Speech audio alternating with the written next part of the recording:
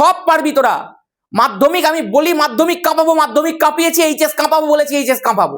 যা করাচ্ছি তার বাইরে কিছু আসবে না।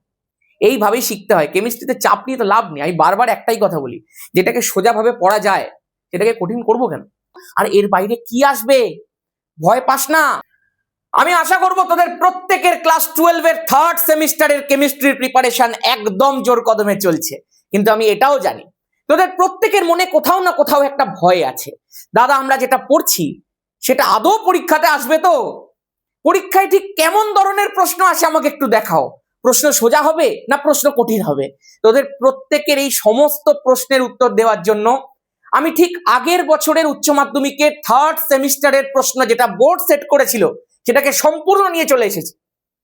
এবং আজকে আমরা এই ভিডিওটার মধ্যে এই প্রশ্নটাকে ধরে ধরে আলোচনা করব, পুরোটা সলভ করব।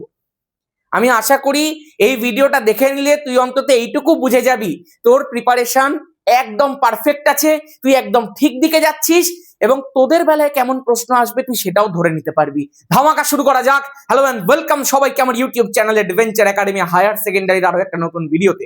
আমি তোমাদের মেন্টর সৈকত দাস। দেখ, আমাদের ব্যাচের মধ্যে প্রিপারেশন প্রায় কমপ্লিট হয়ে গেছে। আমরা বলেছিলাম 20টা সেট করাবো, প্রায় 13টা সেট ফুল সেট 35 মার্কসের আমরা করিয়ে দিয়েছি। ইউটিউবে কিন্তু আমি তোদেরকে রিভিশন দিচ্ছি, খুব তাড়াতাড়ি 50টা করে কোয়েশ্চেনের সেট আসবে, আর তোদের অর্গানিকের রিভিশন কিন্তু অলরেডি দেওয়া হচ্ছে। তার পাশাপাশি একটুখানি আমার মনে হলো 35 মার্কসের যে সেটগুলো রয়েছে সেগুলো দেওয়াটা খুব দরকার। আমি তোদের প্রমিসও করেছিলাম যে ব্যাচে আমরা যে 20টা সেট করাবো তার মধ্যে 5টা সেট দেবো, তো একটা একটা করে সেগুলো আমি দিতে শুরু করবো তোদের। প্রথমেই একটু দেখ এইচএস এর কোয়েশ্চেনটা দেখা যাক। এই কোয়েশ্চেনটা করলে একটু বেশি মনটা শান্তি পাবে, কারণ এটা প্রিভিয়াস ইয়ার প্রশ্ন, আর তোদের কাছে যেহেতু একটাই প্রশ্ন অ্যাভেলেবেল আছে, তোরা 2 নম্বর ব্যাচ, তাই এটা ছাড়া আর কোনো উপায় নেই। দেখ প্রথম প্রশ্ন, একদম সময় নষ্ট করবি না, খুব ভালো করে মাথা ঠান্ডা করে দেখ। প্রশ্ন খুব সোজা হয়েছে। আগের বছরে ঠিক যা করিয়েছিলাম হুবহু ছেপে গেছিল, এবছরও ঠিক যা করাবো হুবহু ছেপে যাবে, কোনো চিন্তা নেই, কোনো ভয় নেই। প্রশ্নটা মন দিয়ে পড়বি। একটি অনিয়তাকার কঠিন পদার্থ এক্স, আচ্ছা, যাকে বাতাসে পোড়ালে একটা গ্যাস ওয়াই উৎপন্ন হয়, তার মানে ওয়াই একটা গ্যাস, খুব ভালো কথা।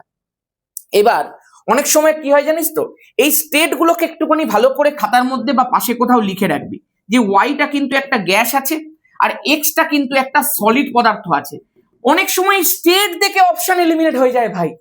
দেখবি কোনো একটা অপশনের মধ্যে ওয়াই দিয়ে দিয়েছে একটা সলিড, তাহলে সেখান থেকে ওটা এলিমিনেট হয়ে যাবে। পর এবার যা স্বচ্ছ চুন জলকে ঘোলা করে দেয়, আচ্ছা মানে ওয়াই এমন একটা গ্যাস যেটা স্বচ্ছ চুন জলকে ঘোলা করে দিচ্ছে। আমার কাছে অনেক অপশন আছে, অনেক কিছু এমন আছে, অনেক গ্যাস এমন আছে যারা স্বচ্ছ চুন জলকে ঘোলা করে। তার মানে এখনো পর্যন্ত আমরা কোনো কনক্লুশনের মধ্যে যেতে পারছি না। বলেছে ওয়াই গ্যাসটা আম্লিক পটাশিয়াম পারম্যাঙ্গানেটের জলীয় দ্রবণকে বর্ণহীন করে দেয়। আচ্ছা, ভেরি গুড ভাই। তার মানে কোথাও যেন একটা বর্ণহীন করার প্রবণতা, একটা কোথাও বিরঞ্জন বিরঞ্জন গন্ধ আমি পাচ্ছি। যাই হোক, এখনো পর্যন্ত আমি পুরোপুরি কনক্লুশনে যেতে পারলাম না। ওয়াই গ্যাসটি অক্সিজেনের সাথে বিক্রিয়া করে আরো একটা গ্যাস জেড উৎপন্ন করছে, আচ্ছা, যা অম্ল বৃষ্টির জন্য দায়ী। আচ্ছা ভাই, এবার এখানটায় অপশনের মধ্যে আমি কিন্তু চোখের সামনে সালফার দেখতে পাচ্ছি কোথাও কোথাও। আমি জানি অম্ল বৃষ্টির জন্য সালফিউরিক অ্যাসিড, সালফিউরাস অ্যাসিড, এই সমস্ত অ্যাসিড ফ্যাসিড গুলো কিন্তু দায়ী থাকে, তোরা ছোটবেলা থেকে পড়ে আসছিস।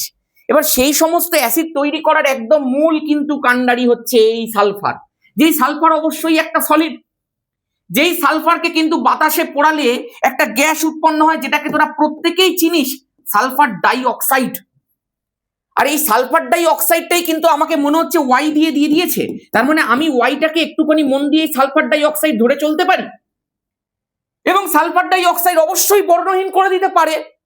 সালফার ডাই অক্সাইড গ্যাসটাকে অক্সিজেনের সাথে বিক্রিয়া করিয়ে একটা গ্যাস জেড উৎপন্ন হয়। আচ্ছা দেখি তো একটুখানি, সালফার ডাই অক্সাইডকে যদি আমি অক্সিজেনের সাথে যুক্ত করি তাহলে ও হ্যাঁ একদম সালফার ট্রাই অক্সাইড গ্যাস তৈরি হয়, আর সেটা অবশ্যই অম্ল বৃষ্টির জন্য দায়ী একটা অ্যাসিড তৈরি করতে পারে। কি অ্যাসিড নিচে কমেন্ট কর, জলের সাথে যুক্ত করে কে, কি অ্যাসিড কমেন্ট কর প্রত্যেকে।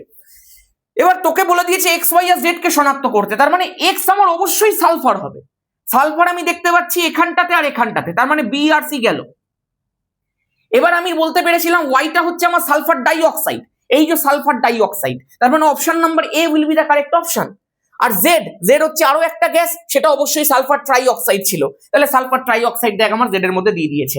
আমি আশা করব প্রত্যেকের কাছে প্রথম প্রশ্নটা ক্লিয়ার আছে, একদম সোজা প্রশ্ন ছিল, আমার মতে এই প্রশ্নটা 12-এ দেওয়াটাই উচিত হয়নি, এটা কিন্তু তার আগে দিয়ে দিল, হয়তো কিছুটা বুদ্ধি লাগিয়ে অনেকে পেরে যেতে পারতো। দ্বিতীয় প্রশ্নটা দেখ, এইচএস এর প্রশ্ন কিন্তু খুব একটা কঠিন হয় না, তোরা প্রত্যেকে এখন দেখতে পাচ্ছিস। বলেছে এফির উপস্থিতিতে Cl2 সঙ্গে টলুইনের বিক্রিয়ায়, ভাই রে ভাই, টলুইন যদি থাকে রে, তোরা তো প্রত্যেকে জানিস, এই তো আমার বেনজিন রিং এর উপরে আমি CH3 দিলাম, তোরা জানিস তো রে যে এই CH3 গ্রুপটা যদি থাকে তাহলে নতুন আগত যে কোনো গ্রুপ হয় অর্থতে ঢুকবে, না হয় প্যারাতে ঢুকবে, আর বেশিরভাগ ক্ষেত্রে সেটা কোথায় ঢোকে? প্যারাতে ঢোকে।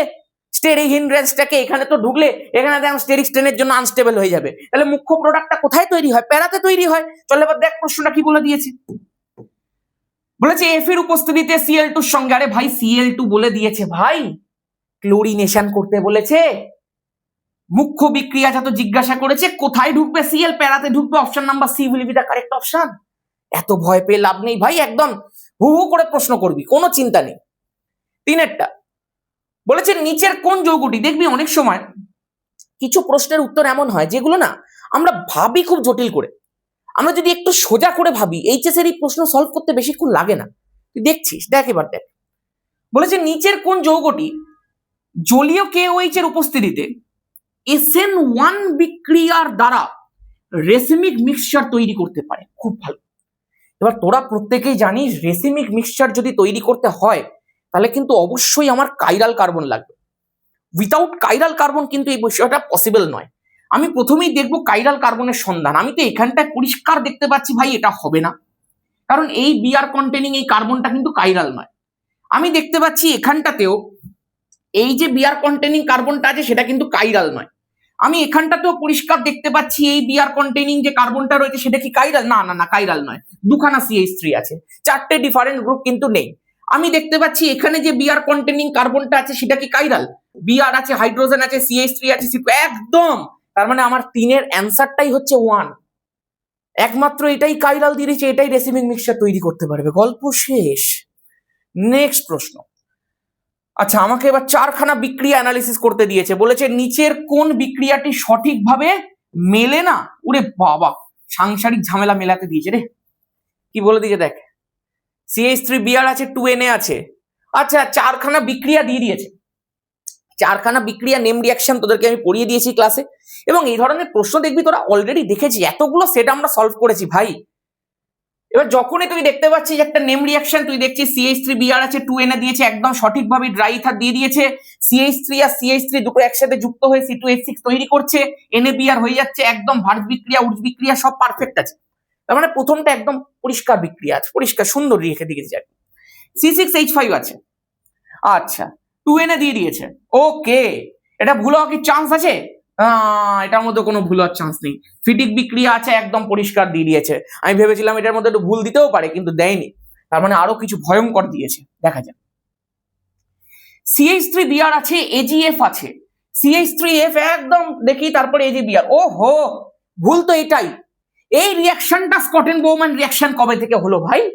এই রিয়াকশনটা কি রিয়াকশন নিচে কমেন্ট কর দেখি। স্কটেন বোমান রিয়াকশনটা কি ছিল এটা একটুখানি দেখিয়ে দিই তোদেরকে, আগে কোন একটা ফেনল টেনলের কিছু একটা রিয়াকশন সেটের মধ্যে দেখিয়েছিলাম নিশ্চয়ই। ধর আমি এখানটা ফেনল নিয়েছি, অ্যানিলিন নিয়েও করতে পারিস, ফেনল দিয়ে আমি দেখিয়ে দিচ্ছি।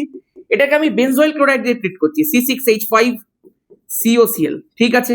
এটা একটু ক্ষারীয় দ্রবণ নিতে হয়, আমি একটু তোকে ধর NaOH যেখানে দিয়ে দিলাম, সঙ্গে সঙ্গে কি হয়ে যায়, এই যে এখানটাতে তুই ওইস দেখছিস তো, এই হাইড্রোজেন আর এই ক্লোরিন একসাথে সিনেমা দেখতে চলে গেছে, সঙ্গে সঙ্গে এই যে CO6H5 আছে সেটা কি অক্সিজেনের মধ্যে ঢুকে পড়ছে, তো কি হয়ে যাবে বল? এই যে আছে ও আছে, CO আছে, C6H5 আছে, তোদের যে এই রিয়াকশনের মেকানিজম সেটা তো আর নেই, সেই কারণে তুই বুঝতে পারবি না যে কে কাকে গিয়ে অ্যাটাকটা করছে। এবং স্বাভাবিক তোর প্রোডাক্টটা তুই খুব সহজেই দেখতে পাচ্ছিস, H আছে, Cl আছে, একসাথে বেরিয়ে গেল, এই যে CO6H5 আছে সেটা অক্সিজেনের সাথে যুক্ত হয়ে ও CO6H5 তৈরি করে ফেলছে। এবং এটাই, এই প্রোডাক্টটার নাম নিচে কমেন্ট করতে প্রত্যেকে, এটাই হচ্ছে স্কটেন বোম্যানের রিয়াকশন, এটা NH2 দিয়েও করা যেত উপরে, ঠিক আছে। নেক্সট কি আছে দেখ, এটা তো অ্যান্সার হয়ে গেল, আর তো কিছু দেখারই নেই। CH3 CAG, আচ্ছা Br2, আচ্ছা CCl4 আছে, হান্সডিকার বিক্রিয়া একদম পারফেক্ট দিয়ে দিয়েছে। আচ্ছা আমি একটা বিক্রিয়া বলছি, এটা বলতো কি রিয়াকশন। ধর আমি বললাম RX NaI RI NX, এইখানটায় কি দেব এবং রিয়াকশনটার নাম কি, এই দুটো একসাথে বলবি, ঠিক আছে?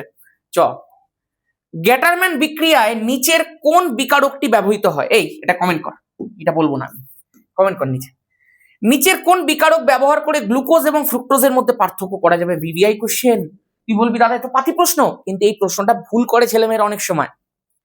ওরা অনেক সময় কি করে জানিস তো, ফেলিন বা টোলেন এইসব বিকারক গুলো দিয়ে দেয়, কিন্তু অ্যাকচুয়ালি এটার উত্তর হচ্ছে Br2H2O। গ্লুকোজ রিয়াকশন করে, তোদেরকে আমি পড়িয়েছি, কিন্তু ফ্রুক্টোজের কোনো রিয়াকশন তুই দেখেছিস Br2H2O দিয়ে? দেখিসনি, কারণ ওর মধ্যে কিটোন গ্রুপ আছে। গ্লুকোজের মধ্যে অ্যালডিহাইড গ্রুপ আছে বলে ওটা রিয়াকশন করতে পারে। Br2H2O রিয়াকশন করে কি প্রোডাক্ট তৈরি করে গ্লুকোজের ক্ষেত্রে, নামটা লেখ শুধুমাত্র। নেক্সট প্রশ্ন। আর তোদেরকে ক্লাসের মধ্যে যা করিয়েছি, যেভাবে তোকে কেমিস্ট্রি করিয়েছি, আমি তোকে প্রথম দিন থেকে বলেছিলাম তোকে শুধু যা করাচ্ছি সেটার উপরে ফোকাস কর, আর কিচ্ছু তোকে দেখতে হবে না, তোকে যা করানোর আমি করিয়ে দেবো। আর তোরা এখন এসে যখন সেটগুলো সলভ করছিস তখন তার প্রমাণটা পাচ্ছিস যে যা করিয়েছি তার বাইরে কিছু নেই, সমস্ত কনসেপ্ট করিয়ে দেওয়া। শুধু তাই নয়, তারপরে তোদেরকে আমি কথা দিয়েছিলাম 20টা সেট ধরে ধরে ক্লাসের মধ্যে করাবো, আমি কিন্তু করাচ্ছি। তোদেরকেও বলতে পারতাম যে সেটগুলো সব করে না, আমি বলি তাও ওই সেটগুলো সব করিয়ে দিই, এবং তুই দেখতে পাবি এই 20খানা সেট পুরো আমি তোকে একদম প্লেলিস্ট করে অ্যাপের মধ্যে দিয়ে দেবো যে 20টা সেট তোর কাছে আমি করিয়ে দিয়েছি। ওই 20টা সেট করছিস, তুই এইগুলো করছিস, ইউটিউবে প্র্যাকটিস করছিস, ক্লাসের পড়ানোগুলো সব দেখেছিস, আর কি আসবে এর বাইরে? তোদেরকে সাঁতরার বই করিয়েছি, তোদেরকে রায়ান মার্টিনের সেট করিয়েছি, আরো করাবো, তোদেরকে ছায়া প্রকাশনীর সেট করিয়েছি, তোদেরকে এবিটিএস সেট করাবো, তোদেরকে প্রিভিয়াস ইয়ারের এইচএস এর প্রশ্ন করাচ্ছি, তোদেরকে পুরো খুঁটিয়ে খুঁটিয়ে পড়িয়ে দিয়েছি সবকিছু। আর এর বাইরে কি আসবে?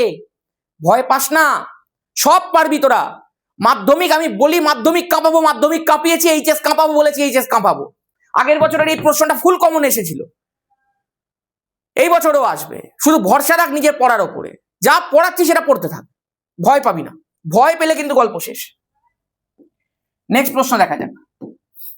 সুক্রোজের আর্দ্র বিশ্লেষণে গ্লুকোজ এবং ফ্রুক্টোজ উৎপন্ন হয়, আচ্ছা, এবং আপেক্ষিক আলোকীয় আবর্তন, আচ্ছা, স্পেসিফিক অপটিক্যাল রোটেশনের পরিবর্তন ঘটে, এই ঘটনাটি কি মনে পড়ছে? ইনভার্সন অফ কেন সুগার করিয়েছিলাম, মনে পড়ছে? কথাটা কি লেখা ছিল সামনে? ইনভার্সন। তাহলে এটা অবশ্যই একটা ইনভার্সন রিয়াকশন। অনেকে এটাকে ভুল করে মিউটা রোটেশন করে। ভাই মিউটা রোটেশন কি এর ক্ষেত্রে প্রযোজ্য ছিল? মিউটা রোটেশন কার ক্ষেত্রে ছিল মনে করে দেখ, নিচে কমেন্ট কর একবার যে মিউটা রোটেশন জিনিসটা কার ক্ষেত্রে পড়েছিলাম। আর এই ইনভার্সনটা মনে পড়ছে? নেগেটিভটা বড় হয়ে গেছিল। ওভারঅল তোকে করে আমি পুরো ভ্যালু দেখিয়েছিলাম, সবকিছু তোকে করিয়ে দিয়েছি ভাই। আর সলভ করার সময় তুই এগুলো সব দেখতে পাচ্ছি, সব করানোর মধ্যে। অলিফিনের জুট পলিমারাইজেশনে ব্যবহৃত জিগলার নাটা অনুঘটক, যখনই অলিফিনের জুট পলিমারাইজেশন কথাটা আসবে, জিগলার নাটা অনুঘটক বাদ দেওয়ার কোনো দিকে কিন্তু চোখ যাবে না। এগুলো যারা এখনো পর্যন্ত ব্যাচ থেকে পড়িসনি, ইমিডিয়েট পড়, এগুলো সব ধরে ধরে করিয়ে দেওয়া আছে। প্রত্যেকটা জায়গা যেখান থেকে প্রশ্ন আসে সেগুলো মনে রাখবি, ব্যাচের মধ্যে করিয়ে দেওয়া আছে। আর সেম 4 এইভাবেই হবে। সেম 4 অর্গানিকের সময় আমি তোকে বলবো একই কথা, যা করাচ্ছি তার বাইরে কিছু আসবে না। তারপরে প্রশ্ন 20টা সেট কেন, 25টা করে দেখিয়ে দেবো। চ অলিফিনের জুট পলিমারাইজেশনে ব্যবহৃত অনুঘটক এক্ষুনি করলাম না, একদম এখানেই করেছি। 9 নম্বর প্রশ্ন, নিচের কোন পলিমার মনোমার অ্যাক্রিলোনাইট্রাইল দ্বারা গঠিত? ভাই তোকে যখন মনোমারটা বলেই দিয়েছে অ্যাক্রিলোনাইট্রাইল, তুই সামনে একটা পলি কথা যোগ করে দে না, অ্যান্সার হয়ে গেল পলি অ্যাক্রিলোনাইট্রাইল, যেটাকে আমরা পেন বলে থাকি। দেখ পেনের কোনো নামই লেখেনি, তুই ভাববি কোথায় অ্যান্সার। ওই জন্য বলেছিলাম ছকটা পড়তে। পলি অ্যাক্রিলোনাইট্রাইলকে কিন্তু ওরলন বলা হয়ে থাকে। আমি এই কথাটা ব্যাচের মধ্যে বারবার বলেছি, আজকে ইউটিউবের মধ্যে দাঁড়িয়েও বলছি। পলিমারের প্রশ্ন ক্র্যাক করার একটা শর্টকাট আছে, দেখবি পলিমারের চ্যাপ্টারের শেষে একটা ছক দেওয়া আছে, ওই ছক থেকে 99% প্রশ্ন আসে। বাকি যে সমস্ত প্রশ্ন করার টেকনিক আমি ব্যাচের মধ্যে শিখিয়ে দিয়েছি, মনে পড়ছে? প্রাকৃতিক রবার ফবার 213 মমতা ব্যানার্জি, সব টেকনিক সব শিখিয়ে দেওয়া আছে। অনেকে শুনে বলবে কি কি বললে, ওগুলো বুঝতে পারি তোরা যারা পড়েছে ওরা সব দেখে নিয়েছে কিন্তু। আর বাকিরা যারা পড়ছিস দেখবি বিভিন্ন ধরনের যদি প্রশ্ন আসে আমি সেই টেকনিক গুলো বলবো, ঠিক আছে? আচ্ছা এইটা কি আছে, এটা বলতে বলতে চলে এসছে, স্তম্ভ মেলাও। প্রাকৃতিক রবার দেখতে পাচ্ছিস, সব প্রশ্ন তোদেরকে করিয়ে দেওয়া আছে। এগুলো ওই ছকটা থেকে ওই ছকখানা যদি পড়ে নিস তাহলে এইগুলো কোনো ব্যাপারই না, এগুলো সব মিলে যাবে। এটা নিচে কমেন্ট কর প্রত্যেকে ছকটা পড়ে। 11টা কি আছে, এখানে একটা রিয়াকশন দিয়ে দিয়েছে আমি দেখতে পাচ্ছি, CH3ON এ দিয়েছে, CH3OH দিয়েছে। আচ্ছা উইলিয়ামসন গন্ধ পাচ্ছি আমি, একদম উইলিয়ামসনের গন্ধ পাচ্ছি। এখন বিষয়টা হচ্ছে কোন জায়গাটাতে সাবস্টিটিউশনটা হবে, কোন জায়গাটার বিআরটা বেরোবে নাকি সিএলটা বেরোবে, এটাই হচ্ছে সব থেকে বড় কথা। দেখ এইখানে যে বিআরটা রয়েছে সেটা তো ডিরেক্টলি বেঞ্জিন রিং এর সাথে অ্যাটাচ, তার ফলে এ কনজুগেশনে টেক পার্ট করছে, তার ফলে এই বন্ডটার একমাত্র সিঙ্গেল বন্ড নেই, তার সাথে হালকা ডাবল বন্ড ক্যারেক্টার কিন্তু এর মধ্যে চলে এসেছে, ফলে বন্ডটা কিন্তু অনেকটা স্ট্রং হয়ে গেছে।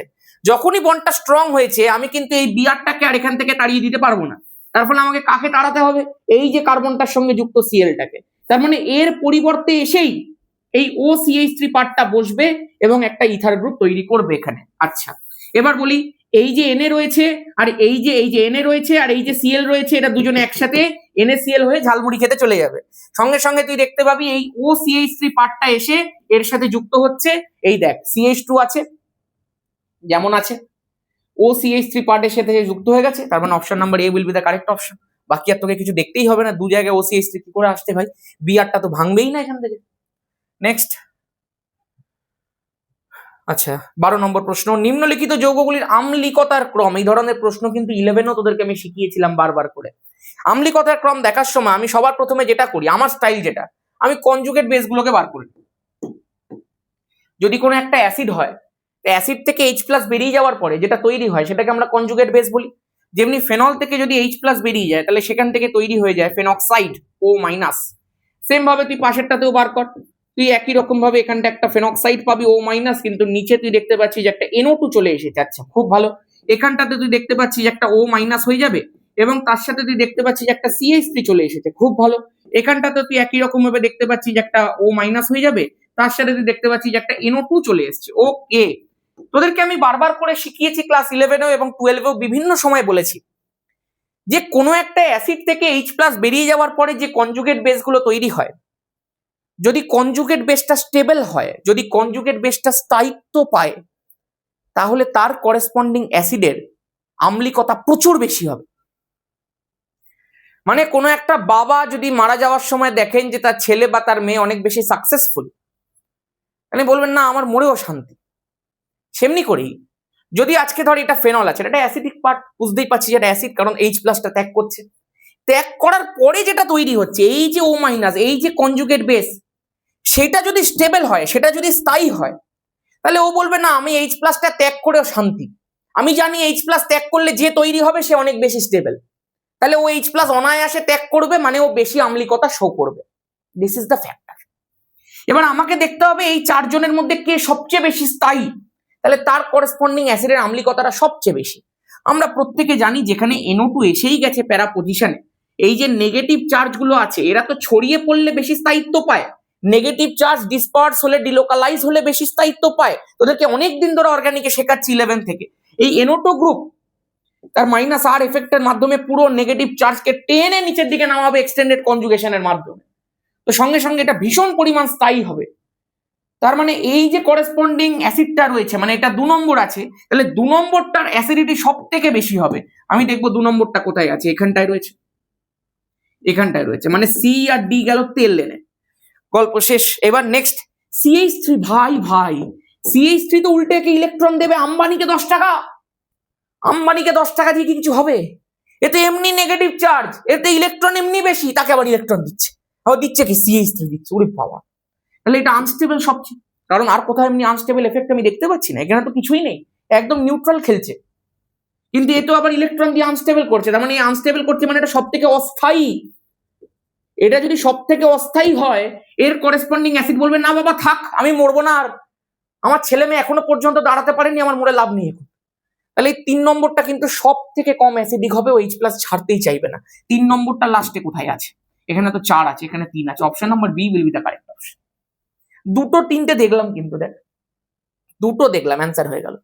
সব থেকে বেশি সব থেকে কম দেখলেই অ্যান্সার হয়ে যাবে, আর একটু নলেজ। ঠিক আছে চলো নেক্সট। IUPAC নাম লিখতে বলেছে, আমি শুধু RS টা বার করবো, IUPAC নাম না, আমি বলছি আরএসটা বার করার পরে বলছি, মানে যে বুদ্ধি খাটিয়ে লিখতে পারবে তাকে কিছু বাড়ি করতে হবে না, শুধু একটু আরএসটা বার করে নি। আমি বলবো এখান থেকে একটু চোখটা দে, এখান থেকে একটু চোখটা দে। যখনই আমি চোখ দিচ্ছি আমি দেখতে পাচ্ছি এই এইচটা স্ক্রিন থেকে বাইরের দিকে বেরিয়ে আছে, তার মানে আমি যখন চোখ দিচ্ছি এইচটা আমার বাঁ দিকে পড়ছে, ওইচটা ভেতরের দিকে আছে, মানে আমার ডান দিকে পড়ছে। খুব ভালো। তার মানে আমি যখন একটুখানি এইভাবে লিখবো আমি দেখতে পাচ্ছি আমার চোখের রেসপেক্টে এইচটা আমার বাঁ দিকে আছে, ওইচটা আমার ডান দিকে আছে, সিএইচটা তো অবশ্যই ওপরে আছে, আর বিআরটা অবশ্যই নিচে আছে। আমরা তোকে নাম্বারিং শিখিয়ে দিয়েছি, এখানে 1, এখানে 2, এখানে 3, এখানে 4।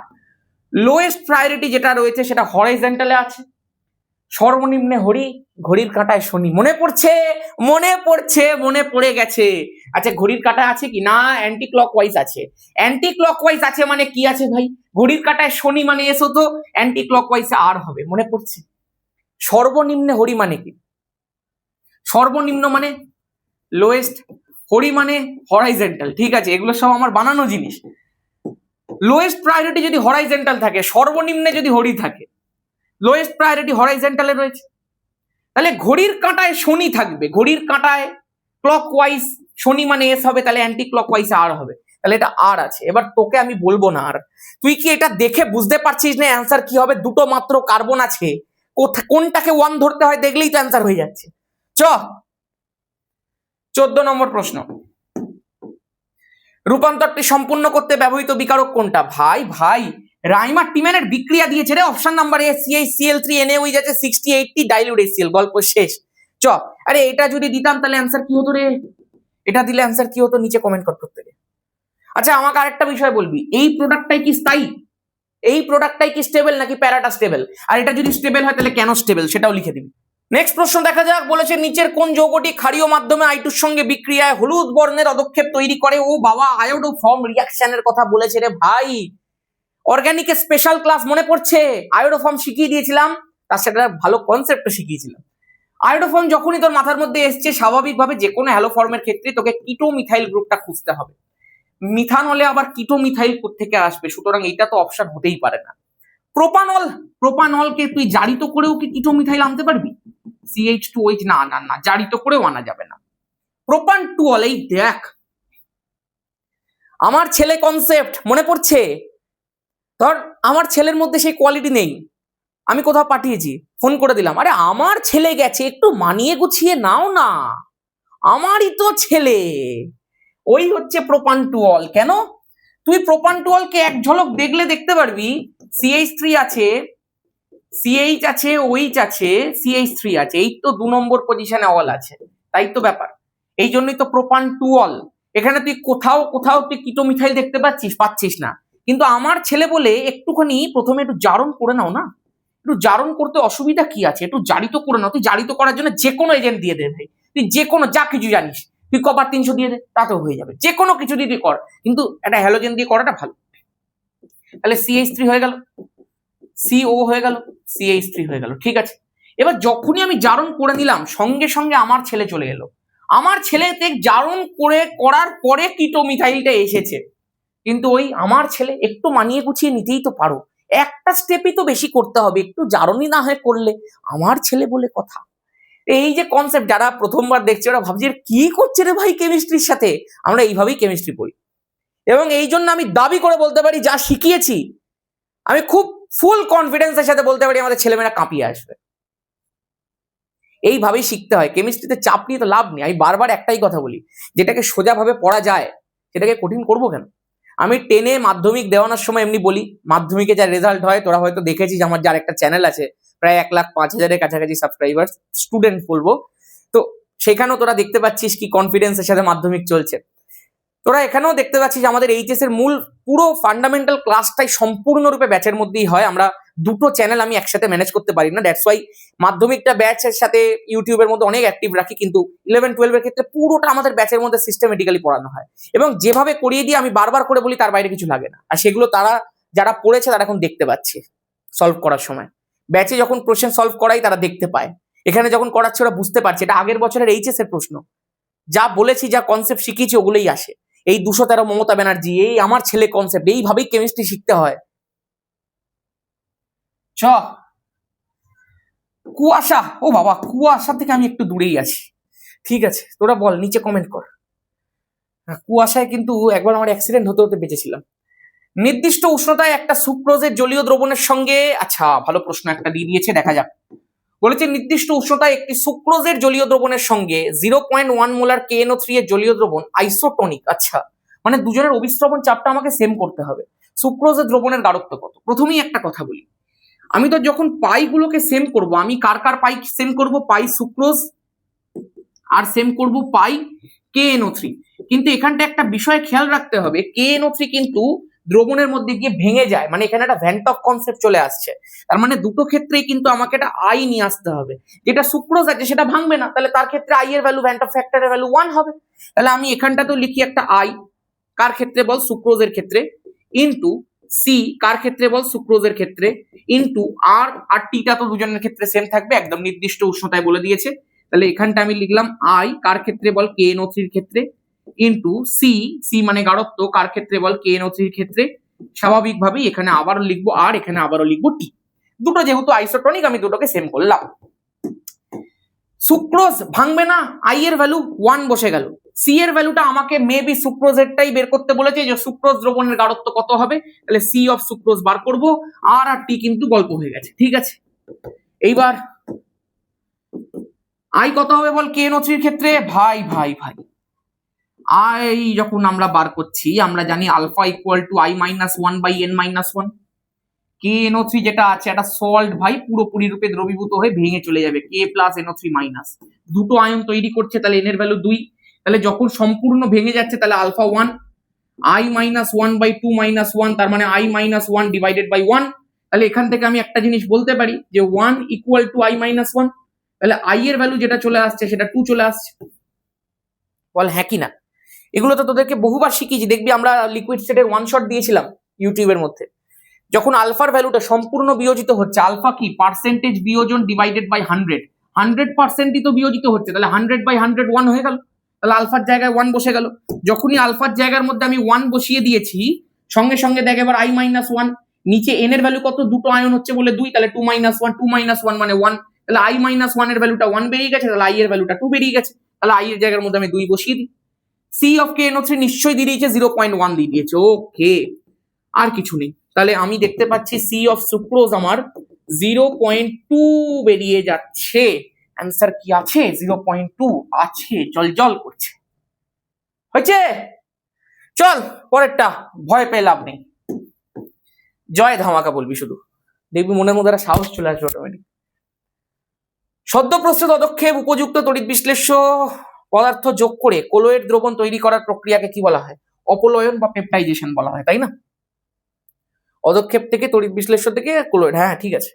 নেক্সট 19, নিচের কোন যৌগটিতে পারক্স বন্ধন অনুপস্থিত? আচ্ছা, মানে ও ও বন্ধন যেটা আছে, এই ধরনের যে স্ট্রাকচারস গুলো তোদের পরীক্ষাতে আসবেও, স্ট্রাকচার আমরা কিন্তু গ্রুপ 16 এরও শিখিয়েছি, গ্রুপ 15 এর ক্ষেত্রেও শিখিয়েছি, গ্রুপ 17 এর ক্ষেত্রেও শিখিয়েছি, 18 এর ক্ষেত্রেও শিখিয়েছি। স্ট্রাকচার সব তোদেরকে করে যেতে হবে কিন্তু। চল এবার দেখি একটুখানি স্ট্রাকচার। H2O2 অবশ্যই, এখানে হাইড্রোজেন পারক্সাইডে তো পারক্স বন্ধন থাকবেই ভাই। H2SO5 নামটা নিচে কমেন্ট করতো, এটার একটা স্পেশাল নাম আছে। H2SO5 এর স্ট্রাকচার কেমন হয়? আমি কি শিখিয়েছিলাম? দুটো H আছে, তার মানে দুটো অক্সিজেন হাইড্রোজেনের সাথে যুক্ত হয়ে দুটো OH তৈরি করবে। এখানটা একটা OH আমি দিয়ে দিলাম। যারা যারা পড়েছে, যাদেরকে এইগুলো পড়িয়েছি, তারা সহজে ধরতে পারছে। যারা ধর পড়েনি বা আনফরচুনেটলি যেখানে পড়িয়েছি সেখানে পড়ায়নি, এমনি খুব কমই হবে নিশ্চয়ই, তারা কিন্তু ধরতে পারছে না। আমি বলবো, যদি তোর এইচএস এর প্রিপারেশন একদমই না থাকে, যদি তোর মনে হয় তুই মানে চোখ বন্ধ করে কাঁচের দেওয়ালে ঢিল মারছিস এমনি একটা অবস্থা, তাহলে আমি বলবো দেখ, যদি পারিস আমাদের দেখবি নিচে পুরো ব্যাচের ডেসক্রিপশন দেওয়া রয়েছে, তুই ওখান থেকে ভর্তি হয়ে যেতে পারবি। আমি সেমিস্টার 3 এর জন্য কোনো টাকাই নিচ্ছি না তোদের থেকে, এখন সেমিস্টার 3 এর ব্যাচটা পুরো ফ্রি করে দিয়েছি।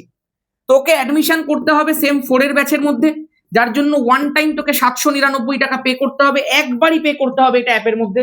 তুই সেম 4 এর পুরো অ্যাক্সেস পেয়ে গেলি, মানে আপ টু তোর এইচএস পর্যন্ত, সেম 4 পর্যন্ত তোর আর টাকা পেই করতে হচ্ছে না। এবং এই ব্যাচটা নিলেই তার সাথে সেমিস্টার 3 এর যত ক্লাস হয়েছে, যত ক্লাস হবে, তুই সবটা পেয়ে যাবি এর মধ্যে। সেম 3 এর আলাদা করে কোনো ব্যাচের মধ্যে তোকে আর ভর্তি হতে হচ্ছে না। তুই প্রথমে সেম 3 এরই ব্যাচ পাবি, তারপরে একদম তলার দিকে গিয়ে দেখবি কিন্তু সেম 4 এর ব্যাচটা রয়েছে। যেটার পাশে লেখা রয়েছে সেম থ্রি ফ্রি, সেটার মধ্যে ভর্তি হবে। ভর্তি হওয়ার পুরো প্রসেস, ডেমো ক্লাস সবকিছু নিচে দেওয়া আছে আমাদের এই অ্যাপের মধ্যে। তোরা তো বড় হয়ে গেছে, যেমন নেক্সট ইয়ার কলেজ যাবি, বাই নাওতে ক্লিক করবি, দুটো অপশন, পে অনলাইন, নিজের ফোনের মধ্যে থাকলে পেমেন্ট সিস্টেম থাকলে পে অনলাইন করে পে করে দিবি, সঙ্গে সঙ্গে ব্যাচে অ্যাড হয়ে যাবি। নাহলে দেখবি কিউআর অপশন আসবে, অন্য যে কোনো কারোর ফোন নিয়ে পে করে দিবি, যিনি পে করছেন তিনি অ্যাড হবেন না, যে নাম্বারটা তুমি লগ ইন করেছো অ্যাপে সেই নাম্বারটাই অ্যাড হবে, আর তুমি সঙ্গে সঙ্গে ক্লাস করতে শুরু করতে পারবে। ঠিক আছে, ওখানে দেখবে 11 জন্য যা যা লাগবে, 11 থেকে যেগুলো যেগুলো লাগে 12 সেগুলো সব দিয়ে দেওয়া আছে। ঠিক আছে, আর এমনি 12 ক্ষেত্রে যা যা লাগবে সবই করিয়ে দেওয়া আছে, সেম 3 বলে লিখে দেওয়া আছে পুরো। ভেতরে দেখবে কন্টেন্ট সেকশনের মধ্যে সব ক্লাস পরপর আছে, আর যেগুলো যেগুলো সলভ হচ্ছে ফুল সেট সেগুলো সব এক এক করে আসছে। তুমি লাইভ ক্লাস কি করে করতে পারবে সেটার পদ্ধতিও দেওয়া আছে। যদি কোনো সমস্যা ফেস করিস 9330860364 এই নাম্বারটার মধ্যে সকালে 8টা 30 থেকে 10টা 30 অথবা রাতে 8টা 30 থেকে 10টা 30 সোম থেকে শনি তুমি কল করতে পারবে অথবা মেসেজ করতে পারবে, যে কোনো একটা। ঠিক আছে, এবার যখনই H2SO5 আছে, তুইও বুঝতে পারছিস আমিও বুঝতে পারছি যে এখানটায় কিন্তু একটা OOH চলে আসে। গুনে দেখ, এই দেখ, একটা দুটো হাইড্রোজেন একটা সালফার, তাহলে দুটো হাইড্রোজেন একটা সালফার। অক্সিজেন 1 2 3 4 5, 5টা অক্সিজেন হয়ে গেছে। ঠিক আছে, এখানে স্বাভাবিকভাবেই তাহলে ও বন্ড চলে এসছে, পারক্সো বন্ড চলে এসছে, তার মানে এটা আমার অপশন 9, অ্যান্সার 9। নেক্সট কি বলে দিয়েছে বল, H2S2 ওয়েট, দুটো সালফার আছে ভাই, খুব সাবধান, ডাবল বন্ড ওকে। আরেকটা আছে ডাবল বন্ড ওকে। দুটো হাইড্রোজেন আছে, তার মানে দুটো OH, একটা OH আমি এখানটায় দিয়ে দিই, একটা OH আমি এখানটায় দিয়ে দিই। এইবার আমি গুনবো, পদ্ধতি কিন্তু সব শেখানো আছে। বলে 1টা 2টো 3টে 4টে অক্সিজেন, 5টা 6টা অক্সিজেন, কিন্তু কটা অক্সিজেন এখানে আছে 8টা, তার মানে মধ্যখানে দুটো অক্সিজেন থাকবে। দুটো অক্সিজেন থাকবে মানে ও বন্ড আছে, তার মানে পারক্সো বন্ড উপস্থিত আছে। তারপরে কি দিয়ে দিয়েছে বল, H2S2O7 দিয়ে দিয়েছে। আচ্ছা, আমি দেখছি সালফার আছে মানে দুটো অক্সিজেন দিয়ে দেবো, সালফার আছে মানে দুটো অক্সিজেন, এইভাবে দিয়ে দিলাম। এবার আমি দেখবো H2 রয়েছে, H2 আছে মানে এখানটা একটা OH দেবো, এখানটা একটা OH দেবো, দুটো হাইড্রোজেন মানে দুটোই OH হবে, এখানে একটা এখানে একটা। এবার আমি দেখবো 1 2 3 4 5 6, 6টা হয়ে গেছে। মোট অক্সিজেন কটা আছে 7টা, তার মানে একটা অক্সিজেন মাঝখানে ব্রিজ করে দেবো। এই একটা অক্সিজেন আমি ব্রিজ করলাম। কোথাও তুই ও বন্ড পেলি? ও বন্ড এখানে আছে নেই তো, তার মানে অপশন কোনটা হবে, H2S2O7 হবে। নাম কি রে এটা? সব নাম টাম সব শিখিয়ে দিয়েছি তো। চল, প্রশ্নটা কিন্তু ভালো ছিল। নিচের কোন যৌগ যুগ্ম জারণ এবং বিজারণ উভয় ধর্মই প্রদর্শন করে? আচ্ছা, যৌগ যুগ্ম জারণ বিজারণ উভয় ধর্মই প্রদর্শন করবে। খুব সহজ প্রশ্ন, যদি একটু ক্লাস 11 গ্রুপ 14 সেই মনে আছে COCA2 পার্থক্য, ওটা পড়ে থাকলেই পারবি। দেখ আমি দেখিয়ে দিচ্ছি তোকে একটু। এখানটাতে অক্সিজেন -2, তাহলে নাইট্রোজেন +2। আচ্ছা, অক্সিজেন হচ্ছে -2, 3টে আছে -6, ওদিকে গেলে +6, মানে সালফার তার সর্বোচ্চ জারণ স্তরের মধ্যে আছে। ওর জারণ স্তর এখান থেকে আর বাড়তে পারে না, মানে ও নিজে আর জারিত হতে পারবে না। সালফার তো ম্যাক্সিমাম +6 জারণ স্তর প্রদর্শন করে, ম্যাক্সিমাম থাকলে আর হবে না ভাই, কারণ ম্যাক্সিমাম থাকলে ও তো আর নিজে জারিত হতে পারবে না। এবার ও যদি নিজে না জারিত হতে পারে তাহলে অন্যকে বিজারিত করতে পারবে না, কিন্তু এখানে বলেছে দুজনকেই জারণ বিজারণ উভয় ধর্মই প্রদর্শন করতে হবে, তার মানে this should not be answer. এখানে আমি দেখতে পাচ্ছি NO2 আছে, H2O2 আছে। আচ্ছা, নেক্সট এটার মধ্যে একটু দেখি, ওটা পরে দেখছি। CO2 আছে, কার্বনের অক্সিজেন -2, ওদিকে গেলে দুটো, মানে কার্বন +4, সর্বোচ্চ জারণ স্তরের মধ্যে আছে। সর্বোচ্চতে যদি থাকে তাহলে আর বাড়তে পারবে না, ফলে নিজের জারণ হবে না, অন্যকে বিজারিত করতে পারবে না। This is not my answer.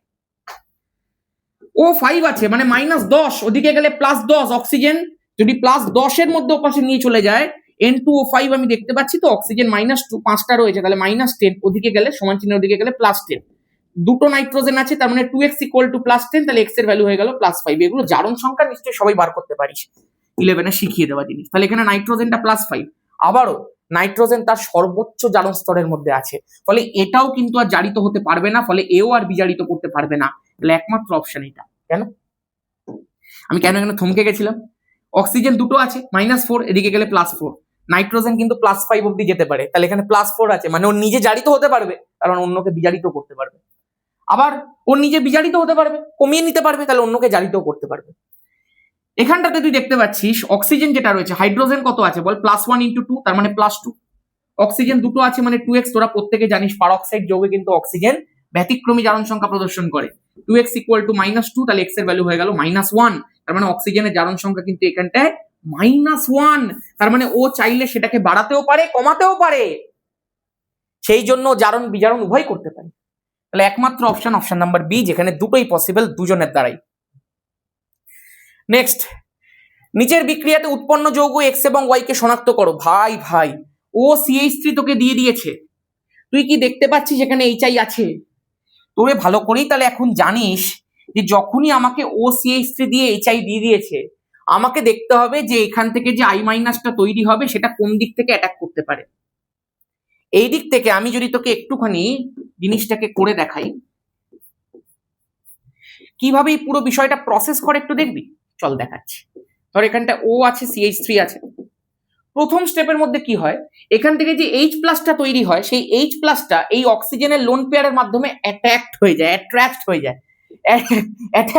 আর কি, অক্সিজেনের সাথে যখনই যুক্ত হলো। এইভাবে তুই বিষয়টাকে, আমি তোকে পুরো মেকানিজমটা করে দেখাচ্ছি বড়। যখনই আমি এখানটা HI দিচ্ছি, HIটা প্রথমে বিয়োজিত হচ্ছে, এখানটা H+ তৈরি করছে। অক্সিজেনের কাছে আছে lone pair, oxygen lone pair দিয়ে H+টাকে গ্রহণ করছে। যখনই H+টাকে সে নিয়ে নিল, অক্সিজেন যখনই H+টাকে টেনে নিল, সঙ্গে সঙ্গে কিন্তু এখানটা একটা OH চলে এলো। অক্সিজেন নিজের লোন পেয়ার দিল বলে তার মাথায় একটা প্লাস চলে এলো। হয়েছে, অক্সিজেন একটা ইলেকট্রোনেগেটিভ স্পিসিস, ও লোন পেয়ার দিয়ে কাউকে গ্র্যাব করে নিয়েছে, ওর মাথার উপরে প্লাস এসে গেছে। এটা কি ভালো জিনিস? একদমই নয়। এই লোন পেয়ার দিয়ে যে প্লাসটা এসেছে, এটাকে আমাকে তাড়াতে হবে। এই একটা নেগেটিভ স্পিসিস, ইলেকট্রোনেগেটিভ স্পিসিস, ওর মাথার উপরে পজিটিভ চার্জ যদি এসে যায় তাহলে পুরো সিস্টেমটা আনস্টেবল হয়ে যায়। তার মানে এবার কি ময়দানে নামবে?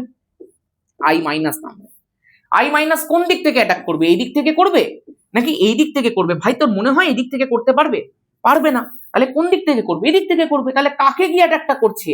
CH3 কে গিয়ে। সঙ্গে সঙ্গে এই বন্ডটা খুলে অক্সিজেনের মাথার উপরে শিফট করবে। তাহলে সঙ্গে সঙ্গে তুই দেখতে পাবি ওর পজিটিভ চার্জ যেটা ছিল সেটা নালিফাই হয়ে OH হয়ে গেল, আর CH3 এর সঙ্গে I যুক্ত হয়ে CH3I হয়ে গেল। বল তাহলে প্রোডাক্ট রেডি আছে। এটা একটু মেকানিজম ছিল, তোদের অত মেকানিজম নেই, তোদেরকে আমি কিন্তু এগুলো সব প্রসেস শিখিয়ে দিয়েছিলাম।